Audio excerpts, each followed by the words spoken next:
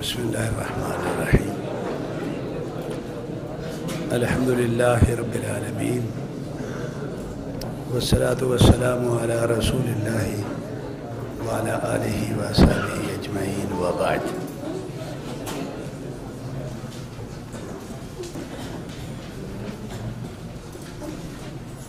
جو پہلا باب تھا کتاب و سنت کے بارے میں، اس میں پہلی فصل تھی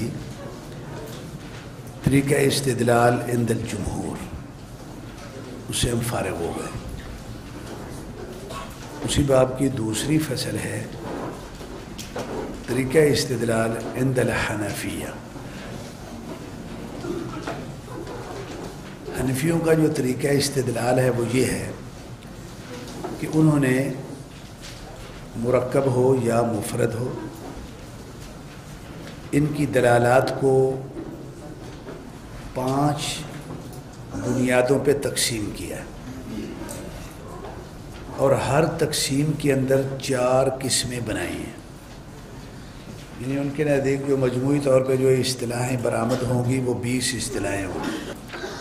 اب یہ 5 بنیادیں، 5 اعتبار جو ہیں وہ کس لحاظ سے ہیں؟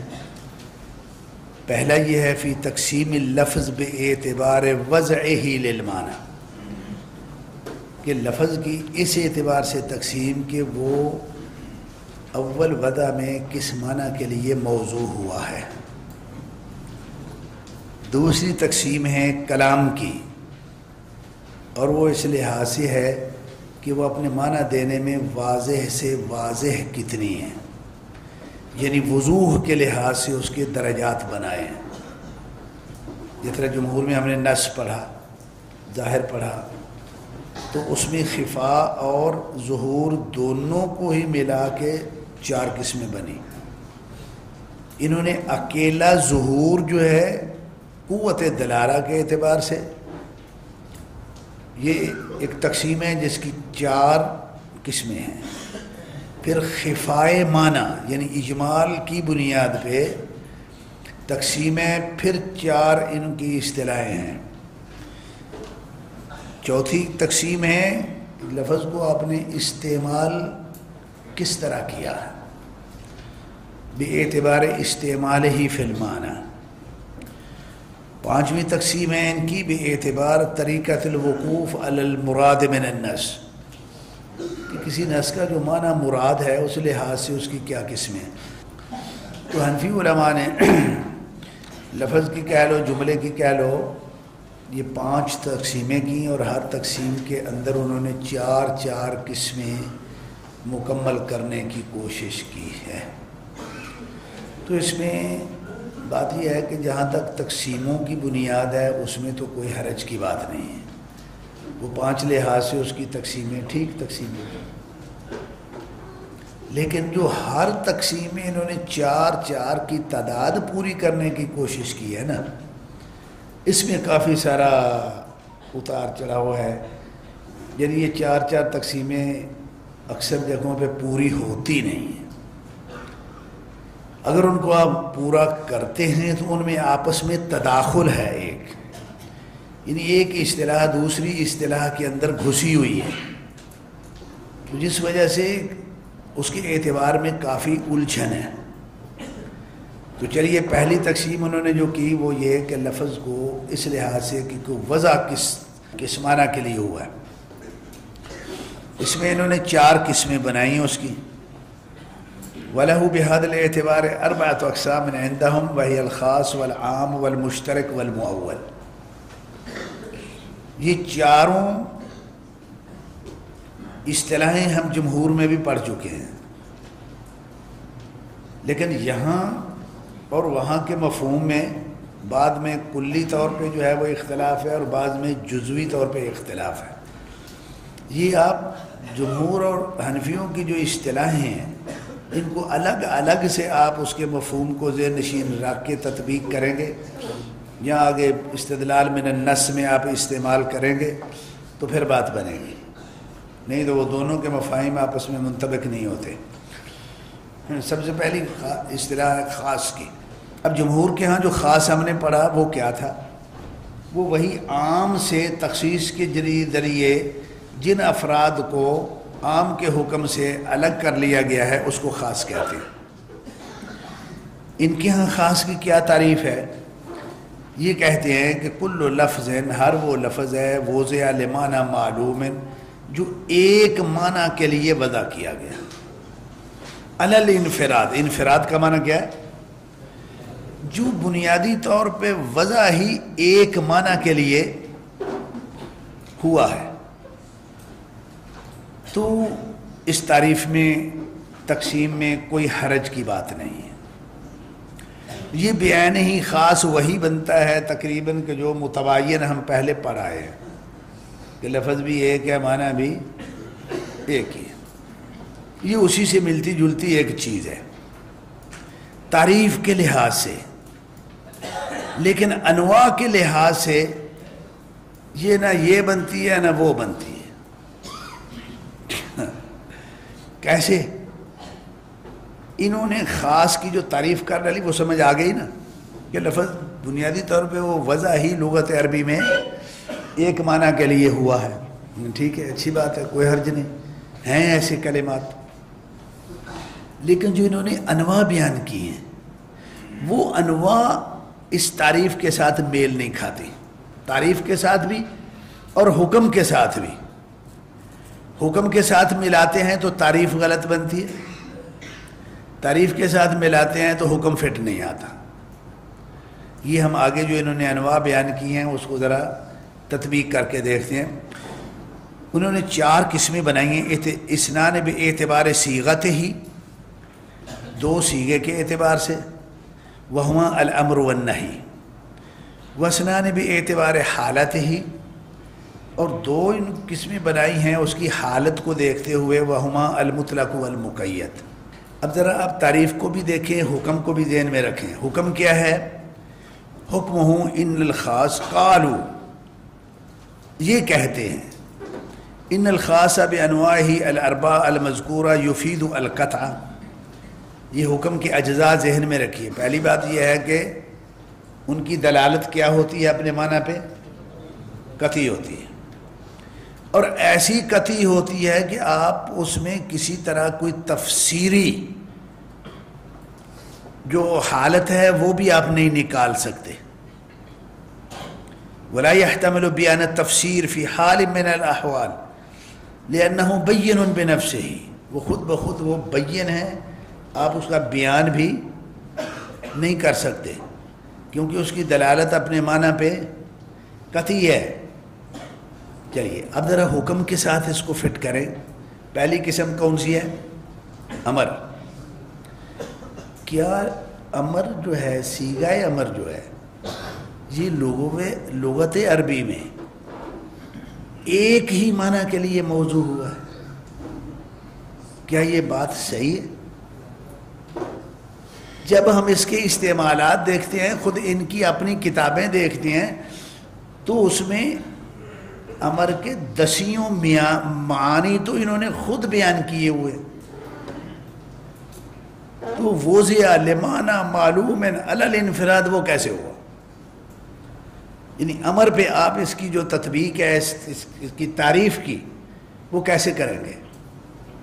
بھائی نہیں ہوتی، جتنی تفصیلیں پڑھنی ہیں پڑھ لیں، نہیں ہوتی۔ امر کا صیغہ ان لفظوں میں ہے ہی نہیں ہے کہ جو لغت عربی میں ایک معلوم معنی کے لیے وضع کیا گیا ہے۔ ہاں، خاص کی تعریف اگر انہوں نے حکم، تعریف اور حکم میں اگر تطابق پیدا کرنا ہے تو پھر ان کو ایسے کہنا چاہیے تھا، وضع لمعنی معلوم علی الانفراد وبقی علی انفرادہ، کیونکہ جتنے بھی کلمات ہیں لغت عربی میں، جس کو بھی آپ دیکھیں اول وضع میں وہ ایک ہی معنی کے لیے وضع ہوتا ہے، 10 معنی کے لیے اول وضع میں وضع نہیں ہوتا۔ عقلاً فہماً فی الواقع ایسے ہوتا ہی نہیں، کیونکہ وضع نام ہے متکلم کی کسی بھی کلمہ کو بوقت ضرورت کسی معنی کے لیے استعمال کا نام وضع ہے۔ اب جو لفظ سب سے پہلے کسی متکلم کی زبان سے نکلے گا وہ 10 معانی کے لیے اکٹھا نہیں وہ نکلے گا اس کی زبان سے، اور نہ کوئی نکالتا ہی. وہ جس مخصوص معنی کی اس وقت اس کو مجبوری ہے، ضرورت ہے کہ سامع کو سمجھانے کے لیے وہ اس معنی جو معافی نفس ہی ہے اس معنی کو کسی لفظ کا لباس پہنا کے متکلم کے سامنے رکھے، تاکہ مخاطب کے سامنے رکھے تاکہ اسے سمجھ آ سکے. وہ تو بیچارہ اس وقت اس مشکل میں پھنسا ہوا ہوتا ہے کہ یہ ایک معنی کو میں کیسے ٹھکانے لگاؤں، وہ 10 معنی اکٹھے کیسے بیان کرے گا جو ہوں بھی مختلف. تو عادتاً عقلاً ایسے ہوتا نہیں. ہاں ہوتا کیا ہے؟ ہوتا یہ ہے کہ اول وضع میں جتنے بھی الفاظ وضع ہوئے ہیں وہ ایک معنی کے لیے ہی ہوئے. اس کے بعد معاشرہ میں یہ الفاظ پھیلتے جاتے ہیں، عام ہوتے گئے. پھر یہ ہوا کہ بعض الفاظ ایسے ہو گئے کہ جو اپنے ایک وضعی معنی میں قائم رہے، کوئی نیا دوسرا معنی ان کی دلالت میں شامل نہیں ہوا. اور بہت سے جو الفاظ ہیں وہ مختلف استعمال اور مختلف واضعین کی بنیاد پہ استعمال کی مختلف ضرورتوں کے تحت ان کی دلالت میں اور بھی کئی نئے معانی شامل ہوتے رہے. ان جتنے بھی کلمات ہیں نا ان کی یہ پوزیشن بنتی ہے. اول وضع میں وضعی ایک معنی کے لیے ہوتا ہے اور ہر لفظ ہوتا ہے، یہ کوئی خاص کے ساتھ خاص نہیں ہے. جتنے بھی کلمات ہیں لغت عربی میں، سارے عربی زبان ہو کوئی بھی زبان ہو، اول وضع میں ہر لفظ ایک معنی کے لیے وضع ہوتا ہے. لہذا ان کی تعریف جو ہے نا وہ سارے الفاظ پہ اس لحاظ سے فٹ آتی ہے اور وہ معنی معلوم بھی ہوتا ہے. ہاں اس کے بعد پھر استعمال ہے، اس میں آ کے ایک لفظ کے جو ہے وہ آگے کئی معانی میں وہ استعمال ہونے لگ جاتا ہے، تو یہ صورتیں پیدا ہو جاتی ہیں. اب اگر ان کو یہ تعریف اس طرح کرنی ہے، حکم کو اگر قطعی بنانا ہے، تو پھر ان کو تعریف میں یہ قید زائد کرنی چاہیے تھی کہ ما وضع لمعنی معلوم علی الانفراد و بقی علی انفرادہ. اب یہ خاص بھی بن جائے گا اور حکم جو قطعیت کا ہے وہ بھی اس پہ فٹ ہو جائے گا، کیونکہ اس کا معنی ہی ایک ہے، وہ قطعی ہوتا ہی ہوتا ہے. جس طرح متباین میں اور مترادف میں ہم نے پہلے پڑھا. اب انہوں نے جو حکم بیان کیا وہ کیا کہ وہ قطعی ہے، جو تعریف بیان کی وہ کیا ہے، وہ ہر لفظ پہ صادر آتی ہے، مشترک بھی آتی ہے، مجمل میں بھی سب پہ آتی ہے، اس میں کوئی لفظ بچتا ہی نہیں. تو یہ فنی اعتبار سے یہ ایک بہت بڑی اس میں خامی ہے، کمزوری ہے. ایک کہ تعریف میں اور حکم میں کوئی تطابق نہیں بن رہا. تعریف جو ہے وہ ما یفید القطع و ما لا یفید القطع سب کو شامل ہے. حکم جو یفید القطع اسی پہ تک محدود ہے، تعریف میں اور حکم میں بالکل تناسب نہیں. اگلا مرحلہ ہے کہ مثالیں، جو مثالیں بیان کی وہ اگر حکم کو لیں تو تعریف فٹ نہیں بیٹھتی، تعریف کو لیں تو حکم ان پہ منطبق نہیں ہوتا، کیونکہ وہ تعریفیں کیا ہیں، اس میں امر ہے اور نہیں ہے. ساری دنیا جانتی ہے کہ امر اور نہیں نہ ایک معنی کے لیے کسی کے لیے بھی وضع ہوئے ہوں اول وضع میں، لیکن بہرحال وہ باقی علی انفراد ہی نہیں ہے. جب باقی علی انفراد ہی نہیں ہے تو اس میں بیان تفسیر کی بھی ضرورت ہے اور ان کی دلالت ہر جگہ پہ قطعی بھی نہیں ہے.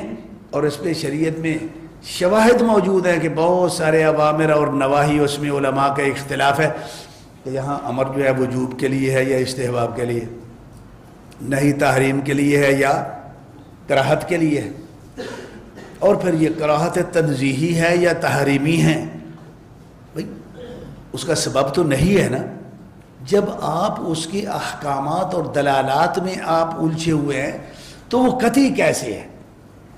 تو اس لیے یہ جو ان کی مثالیں انہوں نے بیان کی ہیں، یہ مثالیں بھی بھائی حکم کے ساتھ نہ تعریف کے ساتھ میل کھاتی ہیں اور نہ حکم کے ساتھ میل کھاتی ہیں۔ کوئی اس چیز کا قائل نہیں ہے کہ امر کا صیغہ جو ہے وہ اپنا معنی دینے میں قطعی ہے۔ بس قطعی کا معنی یہ ہوتا ہے کہ جب بھی امر کا صیغہ استعمال کیا جائے اس کا ایک متعین معنی ہو، وہی دماغ میں آئے، دوسرا کوئی معنی دماغ میں امر میں ایسے ہی ہوتا ہے۔ یہ کیسی اصطلاحیں ہماری سمجھ سے باہر ہے، طلاق کو جب بہت زیادہ۔ اسی طرح مطلق اور مقید کی جو ہے نا وہ بات ہے، بھئی مطلق اور مقید کا اپنا ایک مسئلہ ہے، وہ بھی اس تعریف اور حکم میں فٹ نہیں بیٹھتی۔ جو مطلق ہے اس میں ہمیشہ تقیید کا احتمال رہتا ہے، اور جہاں احتمال رہتا ہے وہاں قطعیت نہیں ہوتی۔ رہا مقید تو مقید اس کی قسمیں بنتی نہیں ہیں، وہ مطلق ہے جس کی آپ نے تقیید کر دی۔ مطلق اور مقید دو الگ چیزیں نہیں ہوتی بھائی، وہ چیز ایک ہی ہوتی ہے۔ دم کہہ لو یا دمن مسفوحن کہہ لو، جو اصل چیز ہے وہ کیا ہے؟ دم ہی ہے۔ ایسا سمجھ بات؟ اب مطلق اور مقید کیا دو الگ الگ پورے فروق کے ساتھ الگ الگ چیزیں؟ نہیں، ایک ہی چیز ہے۔ ہاں یہاں اس کی صفت آگے، وہاں صفت اس کی، لیکن چیز تو بعین ہی وہی ہے۔ چیزیں تو دو نہیں بنی نا، تو قسمیں چار کیسے بن گئیں؟ امر اور نہیں، یہ تو بالکل ڈفرنس چیزیں، مختلف چیزیں، کوئی شک نہیں۔ لیکن مطلق اور مقید دونوں ہر لحاظ سے دو الگ چیزیں نہیں ہیں، تو چار قسمیں پوری کیسے آپ کریں گے؟ یہ تو ایک ہی قسم ہے۔ تو یہ مشکلات ہیں ان اصطلاحوں میں۔ چلیے، انواع لہو اربعۃ انواع عندهم اثنان باعتبار صیغته وهما الامر والنهی واثنان باعتبار حالته وهما المطلق والمقید۔ حکم ان کے نزدیک قالوا یہ کہتے ہیں ان الخاص بانواعه الاربعہ المذکورہ یفید القطع، یہ چاروں قسمیں جو ہے نا وہ اپنی دلالت، اپنا معنی دینے میں ان کی دلالت کیا ہوتی ہے؟ قطعی ہوتی ہے، اور پھر اس میں تفسیر کا بیان جو ہے وہ ممکن نہیں ہے، کیونکہ وہ بین بنفسہ ہی۔ تو کیا یہ حکم جو ہے یہ امر اور نہیں پہ صادق آتا ہے؟ نہیں آتا، کسی صورت نہیں آتا۔ تو چلو یہ ایک قسم تھی۔ اس کے بعد انہوں نے جو ہے نا عام کی تعریف کی، یہ دوسری قسم ہے۔ عام ہم نے جمہور کے ہاں بھی پڑھا ہے، انہوں نے بھی عام کی تعریف جو ہے نا وہ کی ہے، وہ بھی بڑی ناقص قسم کی تعریف۔ وہ کہتے ہیں جی وہ یہ ہے کہ ما تناول افرادن، عام وہ ہے جس کے اندر کئی افراد ہوں، علی سبیل الشمول، اور وہ سارے مراد ہوں، لیکن شرط یہ ہے کہ وہ سارے افراد کی حقیقت ایک ہو، سارے افراد کی حقیقت ایک ہو۔ اب مجھے بتائیے کہ کل شیء ہالک بالاتفاق یہ عموم کا صیغہ ہے، تو یہ کل شے جو ہے یہ سب کی حقیقت ایک ہے۔ وہ کل شے میں انسان بھی ہے، اس میں جانور بھی ہے، اس میں اور بھی ہیں، پرندے بھی ہیں، ان گنت انواع ہیں مخلوقات کی، تو یہ ساری متفقۃ الحدود ہیں۔ یعنی تعریف میں بھی آ کے تو عام کی جو تعمیم ہے اس کو اچھا خاصا جو ہے وہ رگڑ ڈالا۔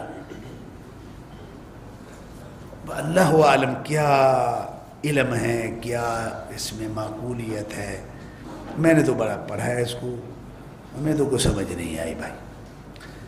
تو عام کی وہی تعریف ٹھیک ہے جو جمہور کی ہے۔ اب دیکھیے یہ اب تقابل میں جا کے جب پڑھیں گے تو آپ کو پھر پتہ چلے گا کہ کون سا طبقہ علمی، ان کی فہم، ان کے قواعد، ان کے اصول، اس میں معقولیت کتنی ہے، جان کتنی ہے، حقیقت کتنی ہے، تقابل کے بغیر نہیں۔ یہ اب کرتے رہیے۔ یہ خاص کی انہوں نے ایک تعریف، خاص ادھر بھی ہے، خاص ادھر بھی ہے، عام ادھر بھی ہے، عام ادھر بھی ہے۔ ادھر عام میں متفقۃ الحدود کی قید نہیں ہے، جس کی وجہ سے عام اپنے حقیقت پہ جو ہے نا وہ قائم ہے، لیکن یہاں متفقۃ الحدود جب آپ لگائیں گے تو یہ تو مخصوص اجناس اور انواع میں عموم ہوگا. لہو ما فی السماوات و ما فی الارض، زمین و آسمان میں جو کچھ بھی ہے وہ اللہ کی ملکیت ہے. یہ ما جو ہے یہ تعمیم کے لیے ہے، ٹھیک ہے. تو ما فی السماوات والارض جو کچھ بھی ہے اس کی حقیقت ایک ہی ہے. کیا سمجھ سے باہر بات. وہذا التعریف يصدق على بعض العمومات التي هي بمثابة الانواع ولا يصدق على العمومات التي هي بمثابة الاجناس. اس میں یہ کمزوری ہے.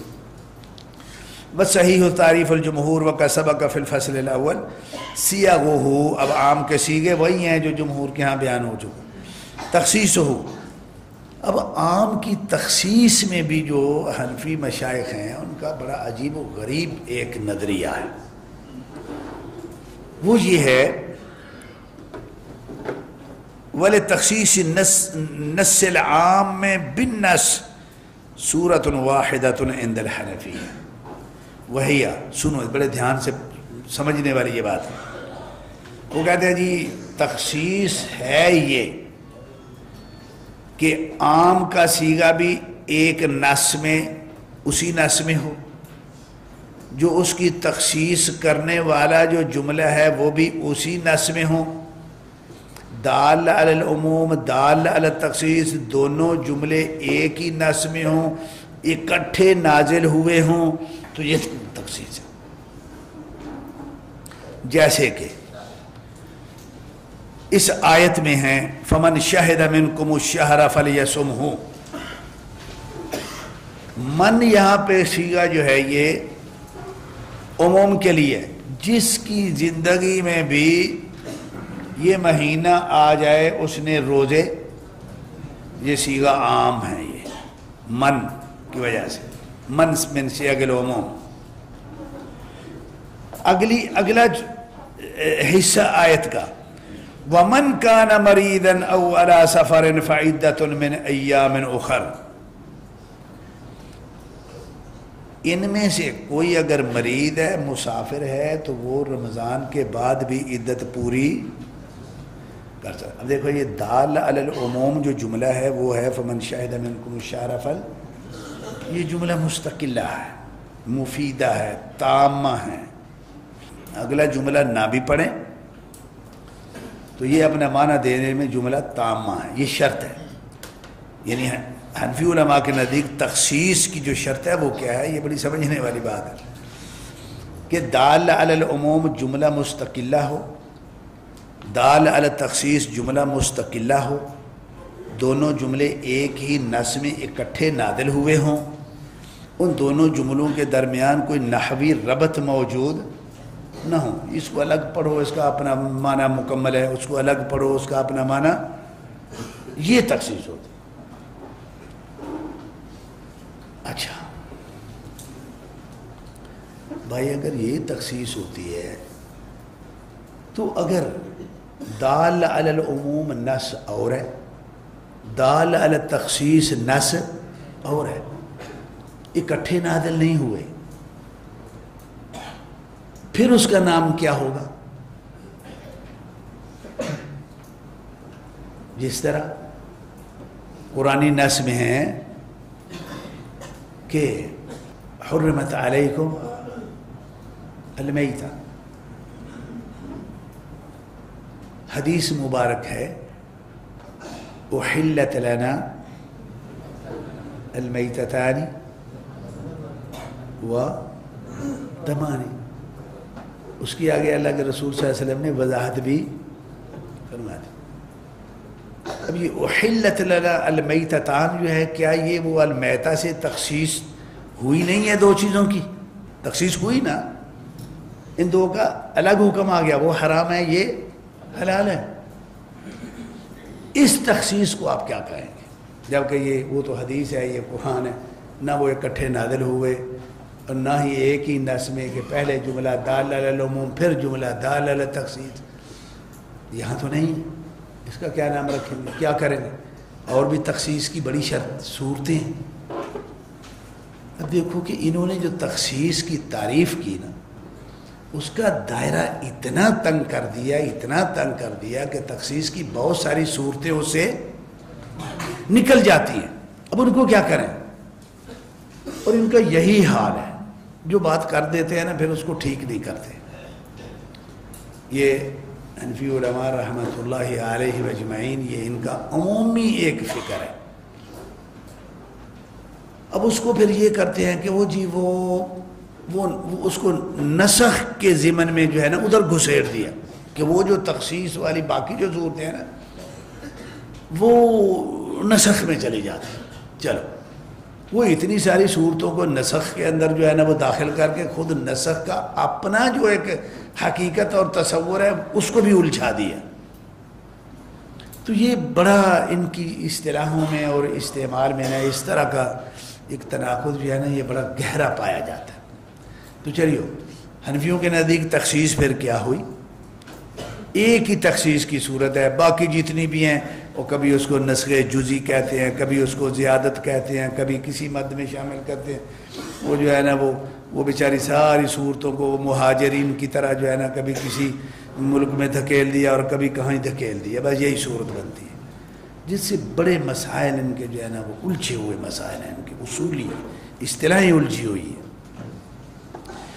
تو بہرحال حکم ہوں. اب عام کی جو ہے نا وہ ان کے نزدیک حکم یہ ہے کہ وہ عام جو ہے نا وہ دلالت سے پہلے قطعی الدلالہ، تخصیص سے پہلے قطعی ہوتا ہے اور تخصیص کے بعد کیا ہوتا ہے؟ ظنی ہو جاتا ہے.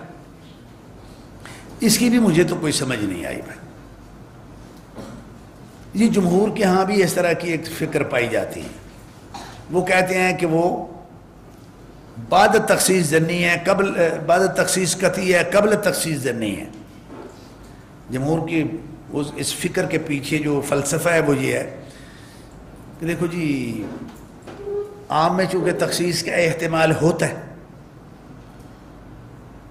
جب تخصیص ہو گئی بات ختم ہو گئی، اب وہ قطعی ہو گیا. جو باقی ہے اس میں وہ کیا ہو گیا؟ قطعی ہو گیا. جو ہونا تھا ہو گیا. حنفیوں کا موقف یہ ہے، وہ کہتے ہیں کہ نہیں، قبل تخصیص کیا ہوتا ہے؟ قطعی ہے، بعد تخصیص ظنی. اچھا وہ کیسے ہو گیا جی؟ کہتے ہیں بعد تخصیص اس لیے ظنی ہو جاتا ہے کہ ایک تخصیص کے بعد آگے نیا احتمال ہے کہ کوئی اور تخصیص آ جائے، پھر اس کے بعد ایک احتمال ہے کہ اور تخصیص آ جائے، پھر احتمال ہے. یعنی وہ تخصیص در تخصیص، تخصیص بعد تخصیص کے احتمالات جو ہیں وہ بڑھتے جاتے ہیں. چلو بڑھا لو بھائی، کہاں تک بڑھانا ہے آپ نے، لیکن شریعت ایسے کرتی بھی ہے. یعنی یہ باتیں ہیں ان کی. اچھا چلیے اب مسئلہ یہ ہے کہ حنفیوں کے ہاں یہ کہنا کہ وہ بعد تخصیص ظنی ہے، جب تخصیص کی صورت ہی آپ کے نزدیک ایک ہے، تخصیص کی صورت ہی ایک ہے، تو پھر اس احتمال کی بنیاد پہ آپ ظنی کہیں کہ مزید تخصیص ہو سکتی ہے. مزید تخصیص کیسے ہو سکتی ہے؟ وہ آیت تھی نازل ہونی تھی، ہو گئی. دال علی العموم بھی جملہ آ گیا، دال علی تخصیص بھی آ گیا. اب یہ نص جو ہے یہ فمن شاہد منکم الشہر والی آیت جو ہے اللہ نے پھر دوسری مرتبہ نازل کرنی کسی اور تخصیص کے ساتھ، تیسری مرتبہ پھر داخل. یار کیا عجیب و غریب تخیلات ہیں جو آدمی پڑھتا ہے نا، سمجھ کے نہ پڑھیں تو سب ٹھیک ہے، بڑا معقول ہے. ہاں کچھ نہیں غور فکر کریں تو یہ بالکل ٹھیک ہے، بڑی مزیدار بات ہے. لیکن اگر اس کی جو ہے نا وہ کہیں تہ خانے میں جا کے دیکھیں نا تو آدمی حیران ہو جاتا ہے واللہ. چلیے اس کے بعد جو ہے نا ان کی تیسری اصطلاح ہے المشترک کی. اب مشترک جو ہے یہ آپ نے جمہور کے ہاں بھی پڑھا. یہاں کیا ہے؟ یہاں کہتے ہیں جی ما تناول افرادا مختلفۃ الحدود علی سبیل البدد. کہ مشترک وہ ہوتا ہے کہ جس کے اندر ایک تو یہ ہے کہ ان کی جو تعریفیں ہیں، تعریفوں کے اندر جو الفاظ استعمال کرتے ہیں وہ الفاظ تعریف کے مزاج کے مطابق نہیں ہوتے. کیوں؟ کیسے نہیں ہیں؟ کہ اب دیکھو یہ افراد کا جو ہے نا وہ لفظ استعمال کر رہے ہیں. بھئی معاملہ چل رہا ہے معنی کا، اب معانی کا لفظ کیوں نہیں استعمال کرتے، معنی کا لفظ کیوں نہیں استعمال کرتے؟ طالب علم کو کیوں الجھاتے ہیں؟ جو ابتدائی طالب علم ہے وہ اب سوچے گا یار یہ افراد کیا ہوتا ہے، معنی کیا ہوتا ہے، وہ اسی الجھن میں پھنسے گا. تو ایک تو یہ بھی ان اصطلاحوں کے اندر جو ہے نا جو تعبیر الفاظ جو شامل کیے جاتے ہیں نا وہ الفاظ بذات خود ایسے ہیں کہ جو تعدیل کا تقاضا کرتے ہیں. ان کو بدلو یار، کوئی لفظ اور لگا ہوا ہے. افراد آپ کہہ رہے ہیں، وہ افراد طالب علم کا ذہن جو ہے نا وہ جو افراد الاشیاء ہوتی ہیں ادھر چلا جائے گا، جبکہ یہاں افراد مراد نہیں ہے، یہاں معانی مراد ہیں. تو امانہ کہو، فرد کہو، تو یہ دو لفظ ایسی ہیں کہ ایک لفظ سے دوسرے کا احتمال ذہن میں آئے اور اس سے اس کا آئے، یہ ایک بعید سی بات ہے. تو یہ بھی ایک خامی ہے بہت بڑی. تو کہتے ہیں جی مشترک وہ ہوتا ہے کہ تناول افرادا مختلفۃ الحدود. افرادن سے مراد یہاں یہ کہنا چاہیے ما دل علی معان، کہ وہ دلالت کرے ایسے معانی پہ مختلفۃ الحدود جو آپس میں متناقض ہیں. یعنی یہ تعبیر جو پیچھے جمہور کی وعدے تھی علی سبیل البدل، اس کا معنی یہ ہے کہ مراد ایک ہی ہے. وہ سارے بیک وقت ایک ہی موقع پہ مشترک کے سارے معانی مراد اور مطلوب نہیں ہوتے، مطلوب ایک ہی ہوتا ہے. تو یہ تعریف انہوں نے مشترک کی جو ہے نا وہ کی. کہ لفظ القرب مثالیں وہی ہیں. تو حکم اس کا ہے توقف فیہ الی ان یظہر المراد منہ بادلۃ اخری، کہ اس میں جو ہے نا وہ توقف کرنا ہے یہاں تک کہ اس کا ایک معنی مراد متعین ہو جائے دوسرے خارجی ادلہ سے. چوتھی انہوں نے قسم جو ہے نا وہ بنائی المؤول کی. مؤول جمہور کی اصطلاح بھی ہے، ان کی اصطلاح بھی ہے. وہ یہ ہے کہ مشترک کا اب حکم یہ ہے کہ کسی ایک معنی کو ترجیح تو دینا ہے نا. جب تک دلائل سے ایک معنی کی ترجیح نہیں ہو جاتی تب تک اس مشترک کو پہ عمل جو ہے وہ نہیں ہو سکتا. اب انہوں نے جہاں سے جو راہ لی ہے اپنی ایک، وہ یہ لی ہے کہ اب کہتے ہیں کہ دیکھو جی مشترک کی اگر ایک معنی متعین ہو جائے دلیل ظنی کے ساتھ، ایک معنی اگر متعین ہوتا ہے تو ظاہر ہے کہ جو دلیل ہوگی اس کی یا وہ قطعی ہوگی یا ظنی ہوگی. اگر وہ دلیل ظنی سے ایک معنی کا تعین ہوا ہے تو یہ مشترک کیا ہو جائے گا؟ مؤول ہو گیا. دلیل ظنی کے ساتھ مشترک کیا ہوا؟ مؤول ہو گیا. اب یہاں یہ صورت ہے کہ چار قسمیں کیسے پورے کریں گے آپ؟ یہ مؤول تو پھر وہی اسی میں ضم ہو گیا نا، مشترک میں ہی. مشترک کا ہی اگر ایک معنی متعین ہوتا ہے دلیل ظنی سے تو وہ مشترک ہی کیا کہلائے گا؟ مؤول ہو جائے گا. وہ مشترک ہی مؤول ہو جائے گا نا، اور تو کسی نے نہیں ہونا. مؤول کو الگ قسم تو نہیں بن رہی نا. تو چار قسمیں کیسے پوری کریں گے آپ کہ ہر ایک قسم جو ہے وہ دوسری سے الگ ہو؟ تو یہ تھوڑے تھوڑے تکلفات ہیں، ٹھیک ہے نا. اچھا مشترک ہی اگر جو ہے نا ایک معنی متعین ہوتا ہے دلیل قطعی کے ساتھ تو پھر کیا اس کو کریں گے؟ اب وہ یہاں بیان ہونا چاہیے تھا یا نہیں ہونا چاہیے تھا؟ کیونکہ ہر مشترک میں جو ایک معنی کا تعین ہوتا ہے وہ کوئی دلیل ظنی سے ہی تو نہیں ہوتا نا، قطعی سے بھی تو ہوتا ہے. تو وہ بھی بیان کرنا چاہیے تھا کہ اگر قطعی سے ہو تو پھر اس کا نام کیا رکھیں؟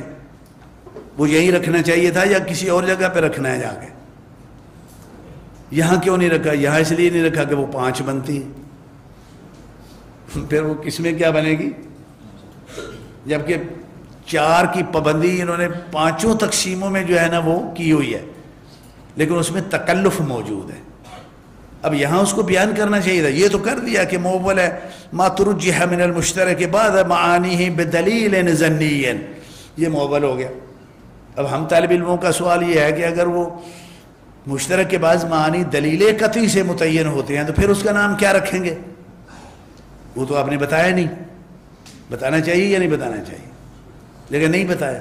اچھا کیوں نہیں بتایا بھائی؟ یہاں کیوں نہیں بتایا؟ اس تقسیم میں جہاں اس کی بات ہو رہی ہے کسی اور موقع پہ آپ اس کا نام رکھ کے جو ہے نا وہ کام چلائیں تو وہ ایک الگ بات ہے، لیکن علم میں صفائی ستھرائی اور اس میں وضاحت اور حقیقت و تحقیق کا تقاضا تو یہ ہے کہ وہ یہاں بیان ہونا چاہیے نا. وہ نہیں کیا کہ پھر کس میں بن جاتی ہے 5، وہ سارا جو ہے نا وہ تعداد ایک جو ہے نا وہ ٹوٹ جاتی. چلو اس کو یہ بعض مختلف جگہوں پہ پھر مفسر کہتے ہیں کہ مشترک کی ہی اگر بعض وجوہ کا تعین ہو جائے دلیل قطعی کے ساتھ، وہ اس کا نام کیا رکھتے ہیں؟ مفسر رکھتے ہیں. لیکن آگے مفسر بھی آ رہا ہے، جہاں مفسر آیا وہاں اس کا ذکر نہیں ہے. تو یہ جی ایک تقسیم ہے پہلی حنفی علماء کے ہاں وضع کے اعتبار سے.